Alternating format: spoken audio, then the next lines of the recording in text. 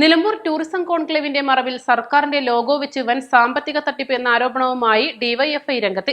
ഇക്കാര്യത്തിൽ സംസ്ഥാന ഏജൻസി കേസെടുത്ത് അന്വേഷിക്കണമെന്നും ഡിവൈഎഫ്ഐ നേതാവും നിലമ്പൂർ നഗരസഭാ കൌൺസിലറുമായ അരുൺദാസ് ആവശ്യപ്പെട്ടു. 2 ദിവസങ്ങളിലായി നിലമ്പൂരിൽ നടന്നുവരുന്ന ടൂറിസം കോൺക്ലേവിനെതിരെയാണ് ഡിവൈഎഫ്ഐ രംഗത്ത് വന്നത്.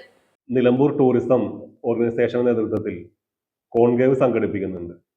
ഈ കോൺക്ലേവ് സംഘടിപ്പിക്കാൻ ജില്ലാ ടൂറിസം ഡിപ്പാർട്ട്മെന്റിന്റെയും സംസ്ഥാന ടൂറിസം ഡിപ്പാർട്ട്മെന്റിന്റെയും എല്ലാം ലോഗോ ഉപയോഗപ്പെടുത്തിയിട്ടുണ്ട്.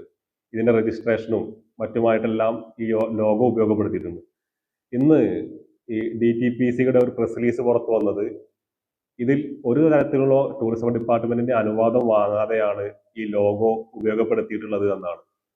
ഡിവൈഎഫ്ഐ എന്ന രീതിയിൽ ഞങ്ങൾക്ക് ഇതിന് ആവശ്യപ്പെടാനുള്ളത്, ഇത് ഇത്തരത്തിൽ ഈ ലോഗോ അനുവാദം വാങ്ങാതെ ഉപയോഗിച്ച് ഈ പൊതുജനങ്ങളെയും മറ്റ് സ്ഥാപനങ്ങളെയും കബളിപ്പിച്ചിട്ടുണ്ടോ എന്ന് അന്വേഷിക്കേണ്ടതായിട്ടുണ്ട്.